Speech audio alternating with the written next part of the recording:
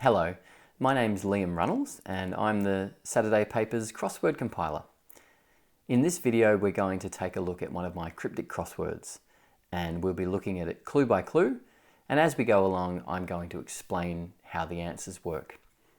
So this is a video aimed at beginners who just want to understand some of the trickery behind cryptic crosswords, but it's also a video for more experienced cryptic crossword solvers who just want to understand a little bit about how my brain works. Every cryptic compiler has their own style, and sometimes it can take a little bit of getting used to a new compiler who you haven't come across before. You need to get used to the sort of tricks they use. So hopefully by the end of this video, whether you're a beginner or a seasoned solver, you'll have a much better chance at cracking one of my crosswords when you come across it. Now, this puzzle I've created specifically for this video, it's probably on the easy side, but it's got a broad variety of clue types. I really wanted to get good examples of all the different sorts of word plays that you might come across when you're solving one of my cryptics, or indeed any cryptic. So it's a little bit different in feel from all of my normal crosswords, but it's got some great straightforward examples of the sorts of tricks that we employ as crossword compilers. So let's start the clues. We'll start at 6 across. Injured elbow and intestine.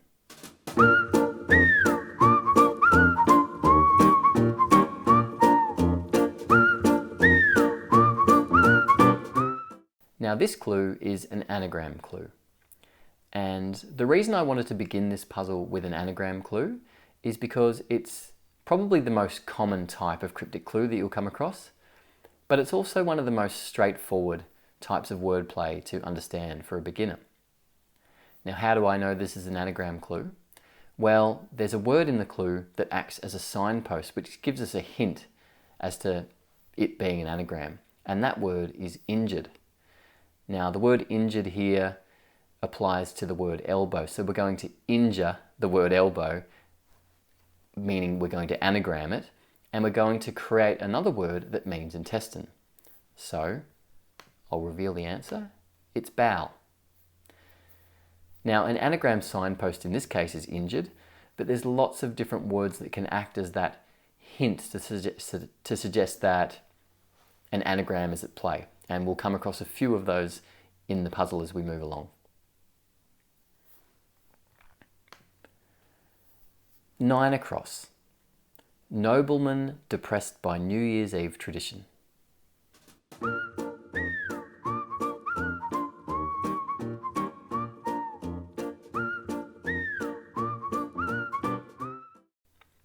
So this type of clue is what we call a charade clue. And much like the party game charades, it's a solution that's created by combining smaller segments together.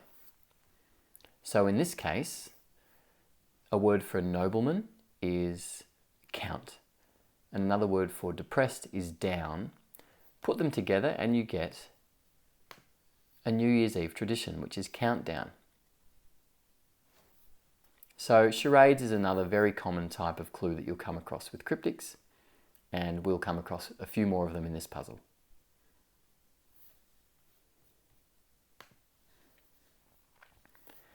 10 across. Major landowner seized US city.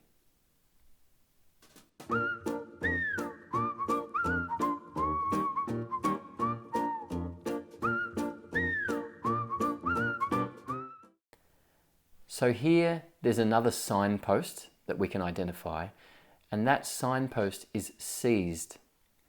So that gives us a hint as to the type of wordplay that's being used in this cryptic clue.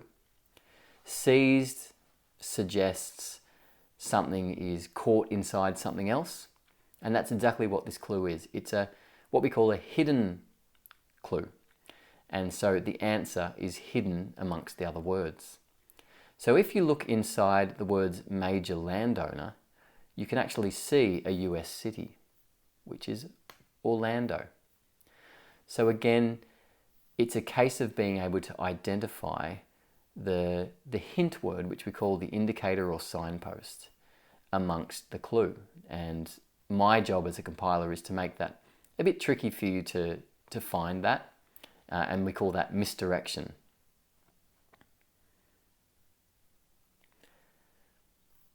"11 across. Preview caravan.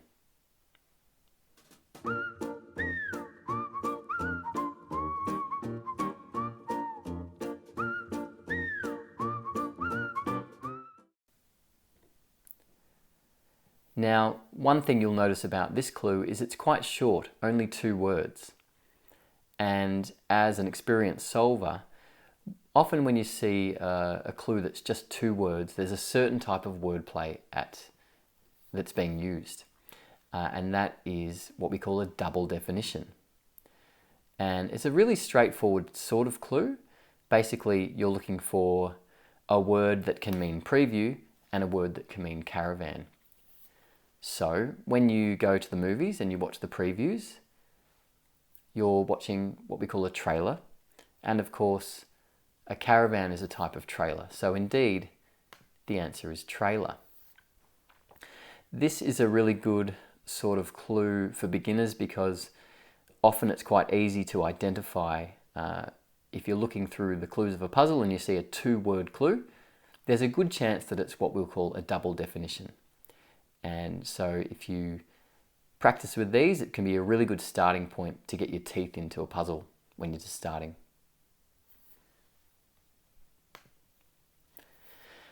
12 across. Start to allocate sulking kids summer chores.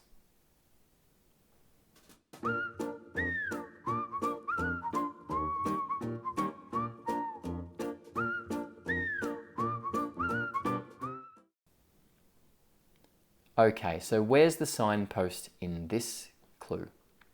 Well, it's right at the beginning. It's starts. When you see a word like starts or beginnings or origins in a clue, that usually means that it's referring to the first letter of the clue. In this case, starts, plural, is referring to the starting letter of the following words. So if we take the first letter of to allocate sulking kids summer, T-A-S-K-S, we get a word for chores, which is tasks. This is a fairly common sort of clue, and it often doesn't necessarily refer to the whole answer. It can just refer to a particular letter in a clue, and we'll see an example of that later. On to 13 across. Bucks holding placard for inventors.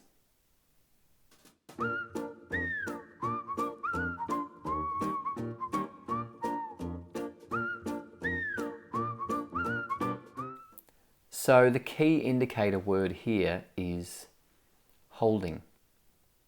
And again, that suggests that the wordplay here involves putting one thing inside another, one word inside another perhaps. So can we think of a word for bucks, which is holding a word for placard, which means inventors? Well, bucks can be deers, and a placard is a sort of sign which gives us the word designers, which is obviously a synonym for inventors. So this is what we call a container clue, and again, it's very common. So I wanted to put an example of that in this puzzle. 16 across. Insist on putting glue on pistols.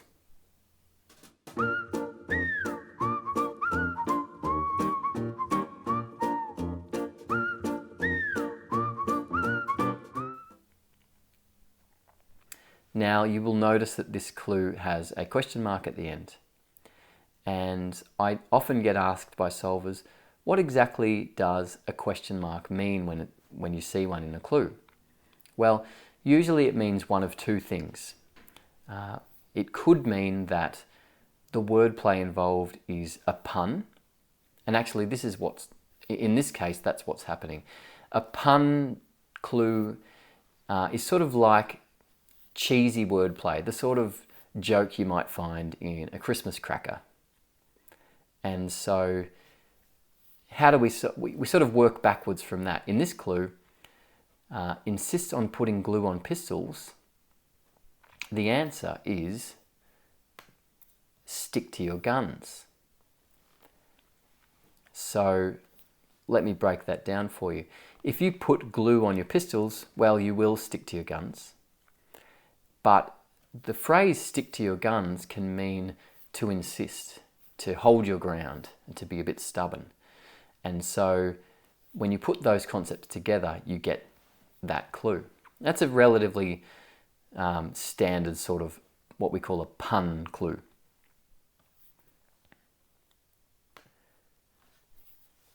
Now 18 cross also has a question mark. Trains and defeats demons soundly.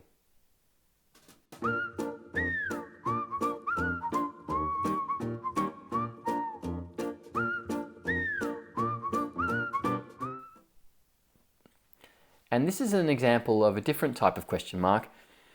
It's the other situation where I might put a question mark when I'm being a little bit cheeky, a little bit loose with my definitions or wordplay. So in this case, this clue is what we call a homophone clue. It's a little bit like when you're playing charades and you do the sounds like action. So we're looking for a word that means trains and a word that also means defeats demons, but they sound alike. And that's why I've used the word soundly there. And I've put a question mark there because it's a little bit of a cheeky indicator. Soundly, sound, they're sort of they're not really related to audio, but look, this is probably a bit of a tricky clue, to be honest.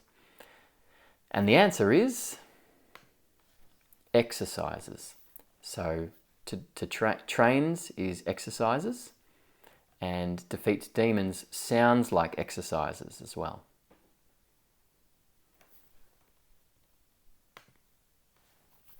"19 across. Fat pupil fed seconds of fruit."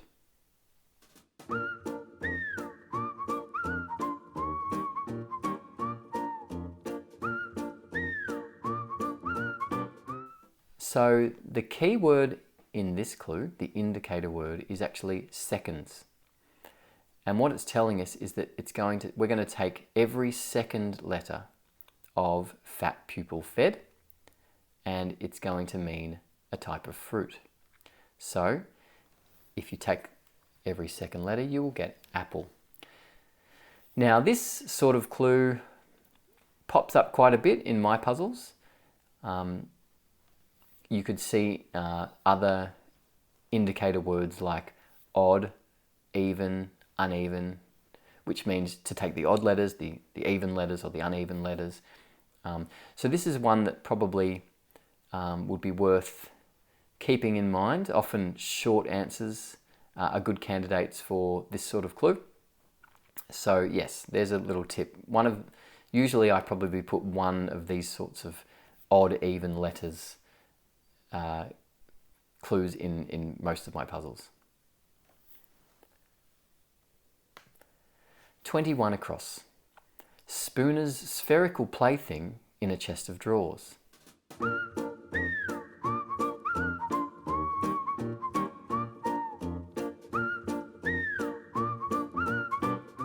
Now, if you're not familiar with spoonerisms, it's probably a bit of a new concept, but it's certainly something popular in the cryptic world.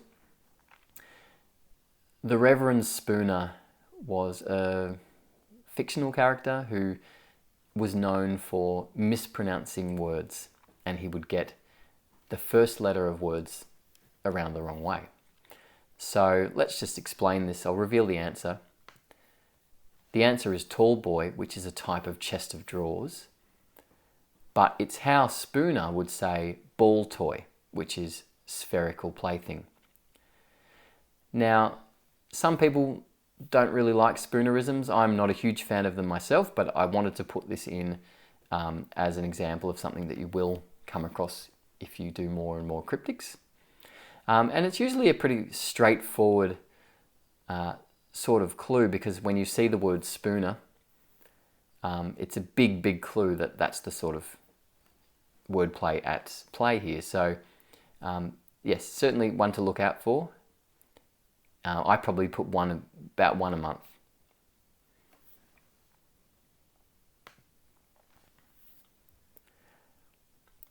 "24 across. Most authentic sample of pure ale's taste."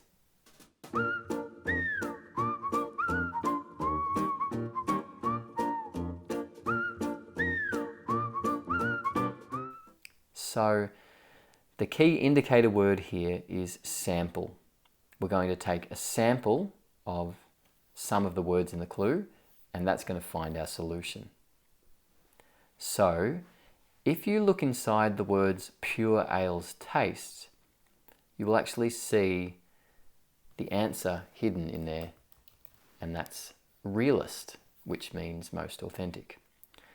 Now this is the same wordplay that was used in 10 across, and as you can see, similar concepts. This is called a hidden clue, and they both have different signposts, but you can see that they basically work in the same way. So yes, this is the sort of clue that you'll find 2 or 3 in my puzzles generally. Moving on to 25 across. "Monocles damaged with iodine mark."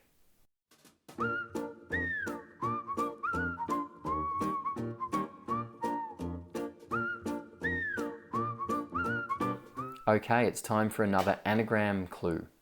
So the key word there is damaged. That says to any cryptic aficionado that that is an anagram signpost. We're going to damage the letters of one of the other words. Now, monocles damaged suggests that we're going to anagram the letters of monocles, but you'll notice that there's only 8 letters in monocles, but there's 9 letters in the answer. And that's where iodine comes in. So iodine is a common chemical element with the symbol I. So we're going to anagram monocles and the letter I. We're going to put it together and we're going to come up with a word that means mark. So I'm going to reveal the answer at this point. And the answer is semicolon. Now, that's a little bit of a loose definition, mark. A semicolon is a punctuation mark. In this case, I thought that the anagram wordplay was fairly easy, and so I thought I'd put a little bit more of a challenging definition in there to make the solver work a little bit more. So yes, this is what we would call a partial anagram or a container anagram, where you're anagramming 2 separate bits and putting them together.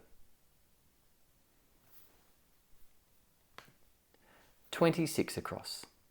Become tense hearing mythical giant.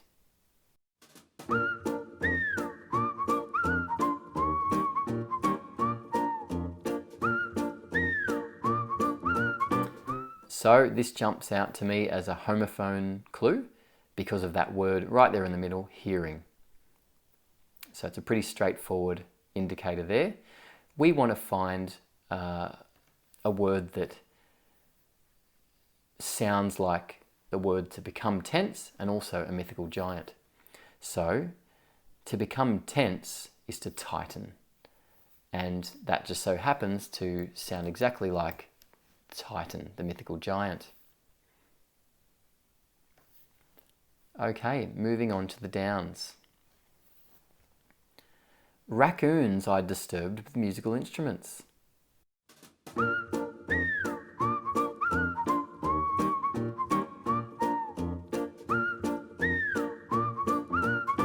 So here's another anagram clue, and hopefully you're starting to see the sorts of things that can be used as an anagram signpost.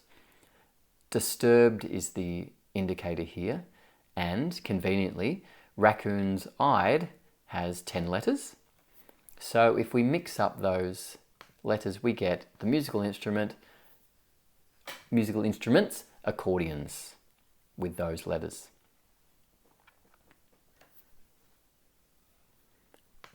Two down. Spook Cockney family member.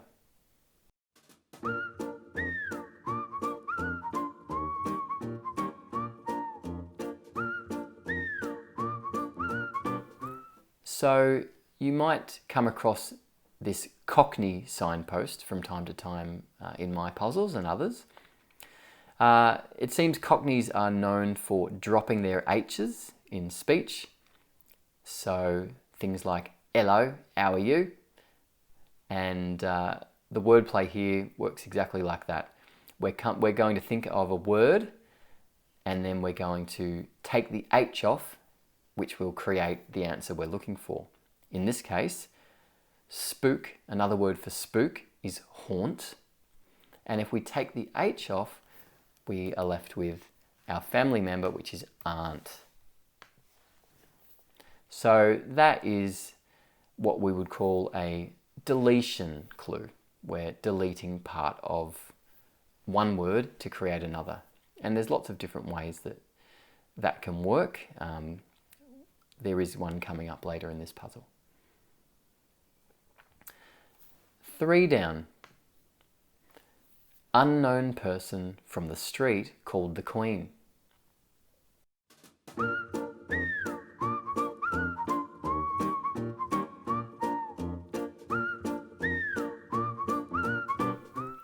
So here we have another charade clue. And we are going to build a word, which means unknown person, from the other elements in the clue. So we have street, which abbreviated, it's just ST. Another word for called is rang. And maybe not everyone knows this, but the Queen's initials are ER. Now, certainly in cryptics, it's really important to familiarize yourself with these sort of abbreviations and symbols. We've already seen one at play with iodine equaling I. Well, cryptic compilers use all these sorts of things in their puzzles, in charades, in container clues, even in anagrams, as we saw with iodine.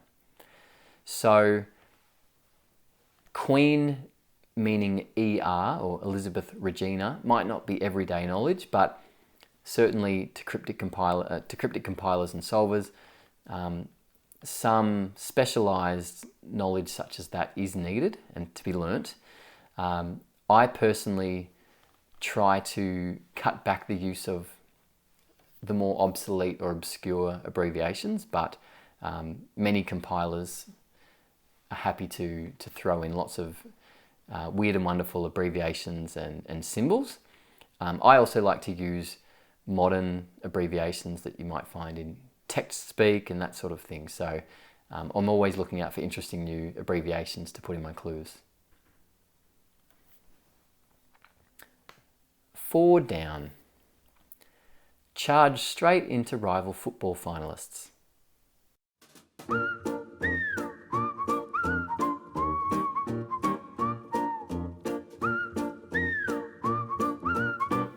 So this is a little bit of a twin clue to 12 across. Now in 12 across we took the first letter of every word to create another one.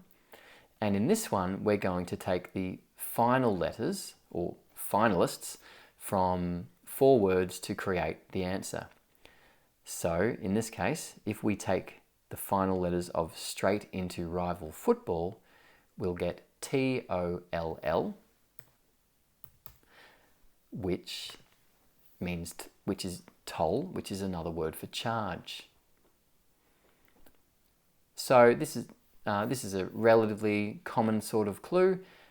It's probably more common to use the first letters of words. That's called an initialism clue. But I quite like to use the last letters of clues. It's a bit less common. And I find it's a little bit harder for people to solve, but more satisfying when you get it.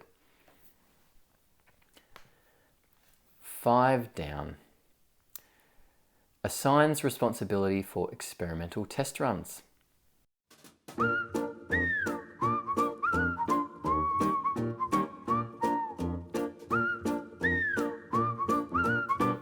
Now here we have another anagram clue. I told you it was the most common sort of clue, and I've certainly sprinkled a few in now. I want you to get used to the different sorts of signposts. So what have we had so far? We've had injured, we've had damaged, we've had disturbed, and now we have experimental. So we're going to get experimental with the words test runs, which is 8 letters, and we're going to come up with a word that means assigns responsibility.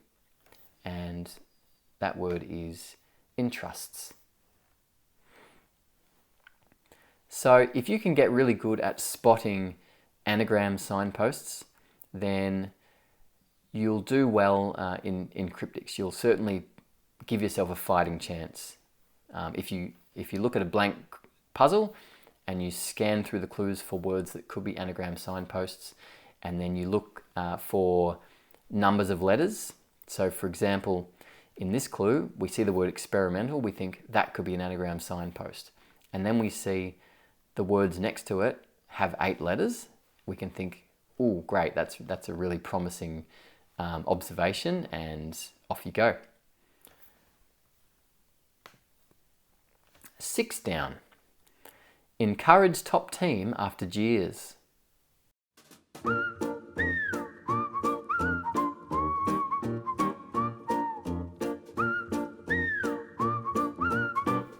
Okay, so this is a charade clue, but with a little bit of a twist. So the word after means that we're going to have 2 segments in our charade, but we're going to switch them around. We're going to put the first bit after the second bit to create our answer. So in this clue, we're looking for a word that means encourage, and top team simply means T. It's the top of the word team. And jeers, another word for jeers, is boos. So if we put the letter T after boos, we get boost, which is a synonym for encourage. To give someone a boost is to encourage them. So fairly straightforward charade clue, but the key there is the word after, which just helps you understand what order these elements are going to go in. 7 down.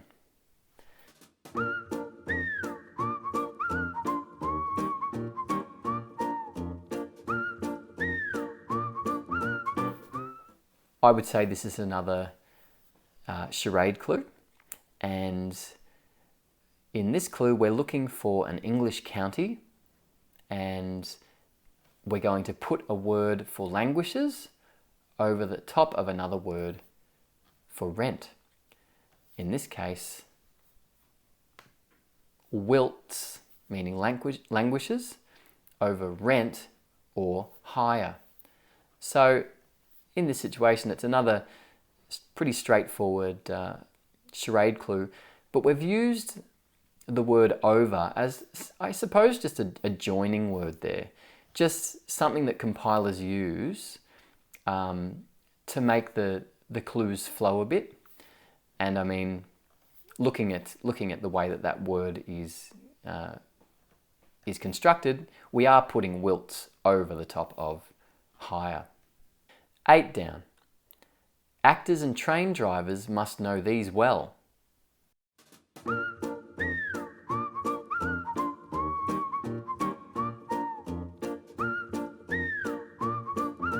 Okay, so there's an exclamation mark there. Again, a lot of solvers will say, well, what does the exclamation mark mean? In this case, I can honestly say I just felt like putting one in. Doesn't mean anything in particular, just felt right. That said, it's a little bit of it feels like a little bit of a pun clue. I'd probably just call this a bit of a riddle, to be honest. It's not a particularly common sort of clue, but I thought I'd put this riddly type of clue in. The answer is lines. And quite simply, actors need to know their lines well, and train drivers need to know lines as well if they're going to be competent engineers. So pretty straightforward one there. Not too much to say about that one. 14 down, Funding Grinspoon's remix.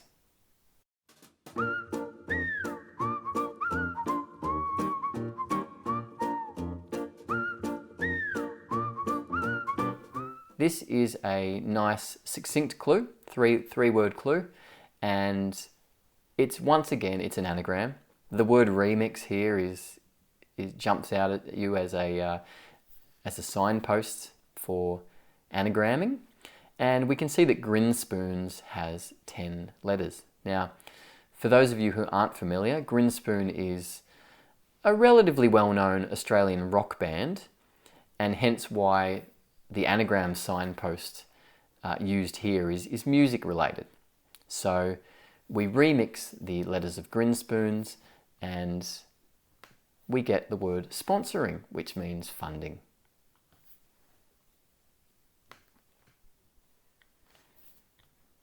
"15 down, Empty Wisecrack by Blokes on Intersection. Tools."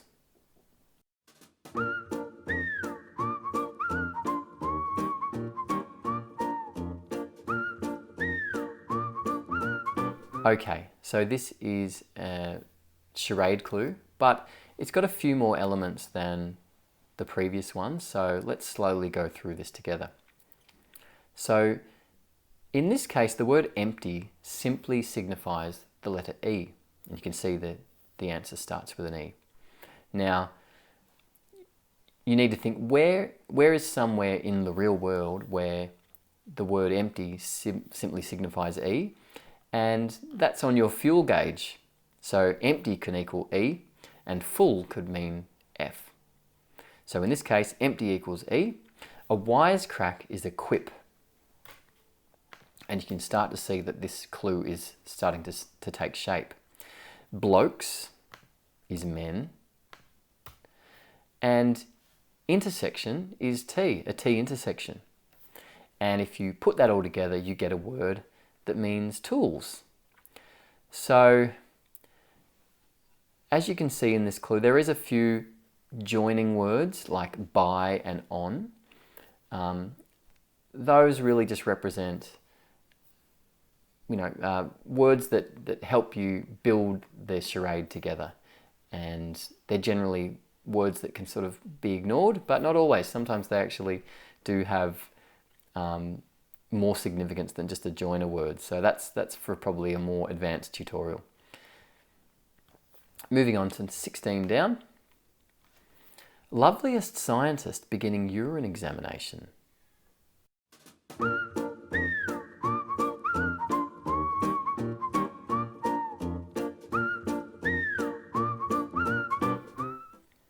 Okay, this is another charade. Loveliest, that's the definition. Scientist beginning is S. Urine is we. And examination is test. Put it all together and you get sweetest, which is another word for loveliest.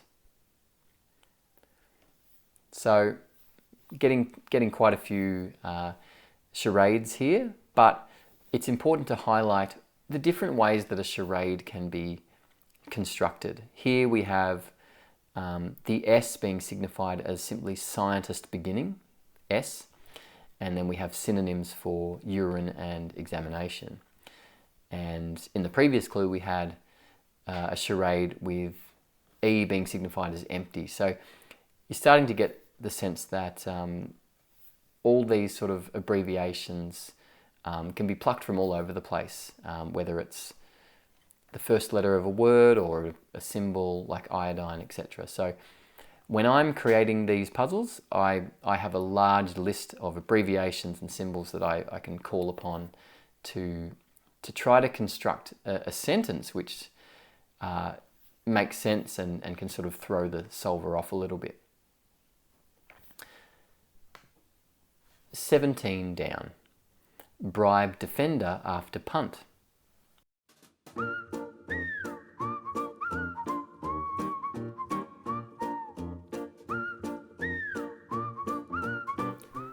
So this clue is quite similar to 6 down, really. It's a charade with one word being put after another. So let's just reveal this. Kickback. A kickback is a type of bribe. Punt is a kick, and a defender in sport is a back. So if we put defender back after punt, kick, we get kickback. So pretty straightforward charade there as well.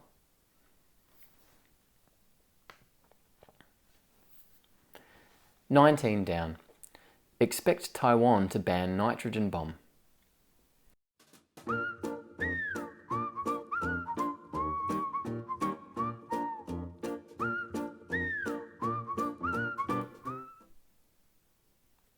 So this is one of the first clues in this puzzle that sort of combines two different sorts of wordplay.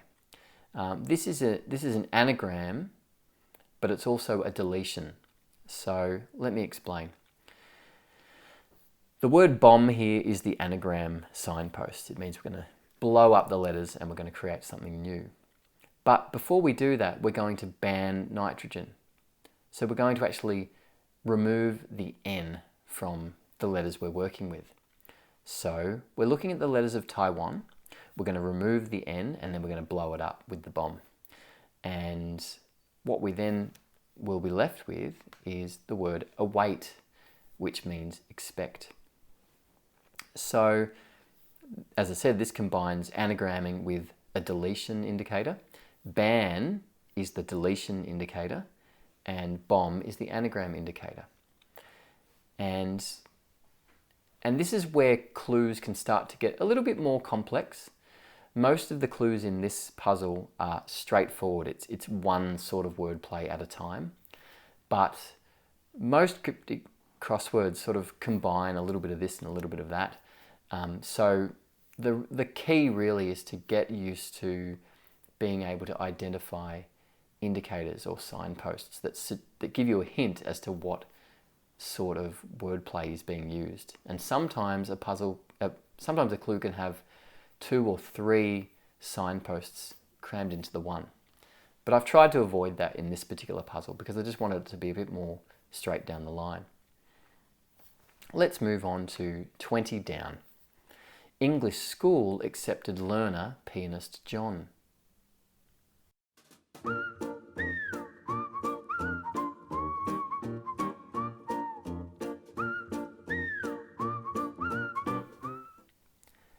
Now this feels like the sort of clue that a beginner could get just by feel.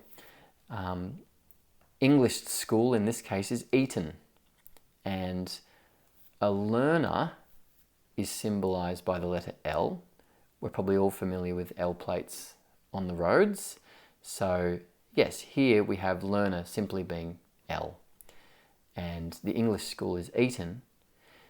When you put the L inside Eton, you get a famous pianist, Elton John. So this clue contains this clue is a container clue. That's what we would call this sort of clue. It's something with something else inside. And the signpost here is accepted. And there can be all sorts of container signposts such as embraced, swallowed, ate, gripped, you name it. These are the sort of things to look out for to be aware that this is a container clue. In this case, it's just accepted. 22 down. Droopy airship heads off.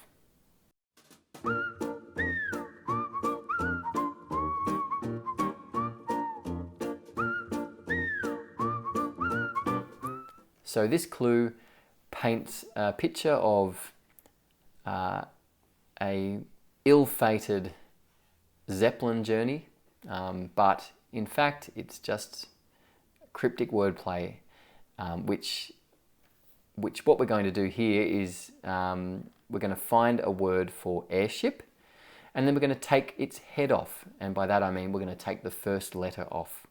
So this is another deletion clue. So what we need to do is we see the words heads off and we go, okay, that's a signpost for taking the first letter off. So then we think of a word for airship that might be 5 letters, and straight away the word blimp comes to mind. We take the B off, or heads off, and sure enough, we're left with limp, which is another word for droopy. And now we're on to the last clue, shout for colour reduction.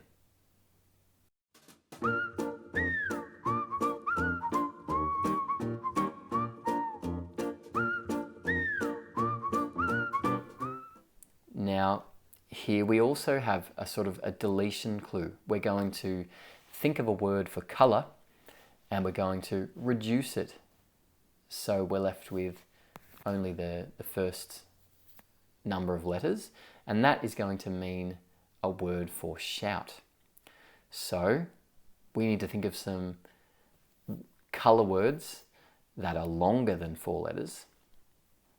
And so off the top of my head, I'm thinking green, no. Purple, no. Yellow, well, there we have it. If we reduce yellow, we get yell.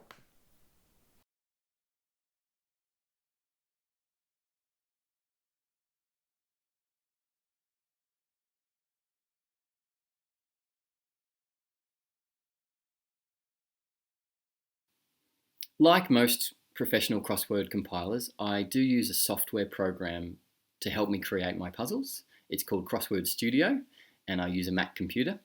When I set out to create a crossword, I would normally think of a good clue for one across, and that can be a clue maybe that I think of when I'm walking down the street or flicking through a magazine. I see a word and I go, oh, that would be a good clue for one across.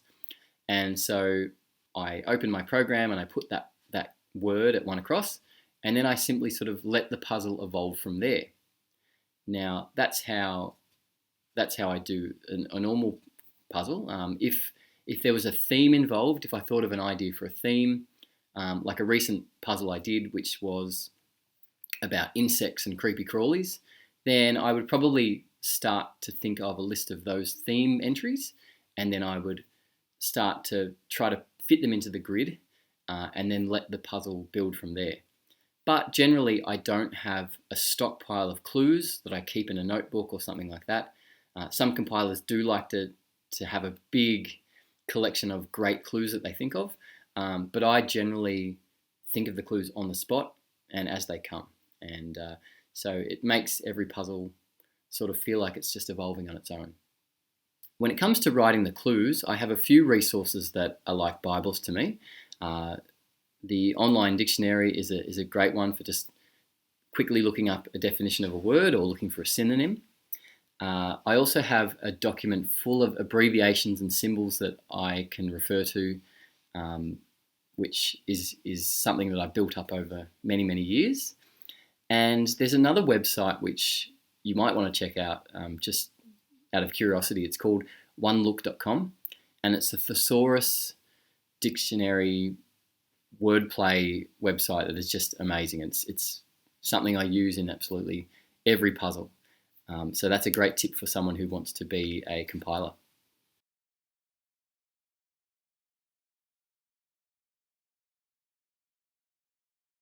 "99 times out of 100, it's the word that comes before the clue and not the other way around. So I will be looking for a word that fits in the grid, and when I find that word or a potential word for that slot, I'll look at it and my brain will pull it apart in every single way, looking for wordplay, looking for patterns. It might be anagrams or a word within a word, or even smaller words that the word can be broken into. And what I'll often do is make some notes as I go along. I'll put the word in the grid, make a few notes about potential clues, and then I'll come back later and polish it off. But that said, there is occasions where the clue does come first, and that's actually a way to write really good clues. There's been times where I've just been in the mood to write a clue about a cat, for example. So I'll look at words that begin with the word cat. That might be Catholic, category, cathartic, and for whatever reason, the clue comes to life in that order. But most of the time, it works the other way around. I'll be presented with a word, and then I will look for elements within that word and build a clue like that.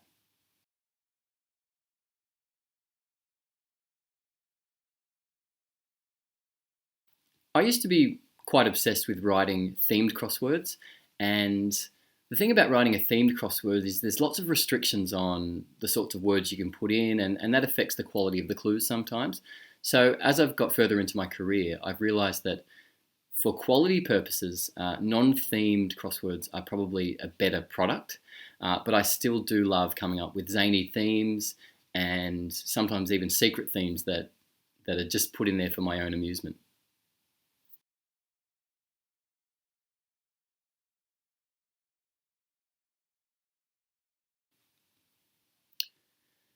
When it comes to spoonerisms, they're actually one of the easiest cryptic clues to spot because they simply have to have the word spooner in the clue somewhere. There's no other way of signifying that spoonerism is the wordplay in use, and so it's a good one for beginners to spot. You just look for the word spooner and off you go. So thank you for watching the video. Hopefully this has been an insightful introduction to cryptics to those who are just starting out and want to learn what this is all about. We really just scraped the surface today, so there's lots more resources out there on the internet if you want to learn more. And if you have any questions, feel free to contact me on Twitter. You can find me at LRXword, and I'm always happy to hear from solvers with any comments, complaints, or compliments. So thanks again. Until the next video, good luck.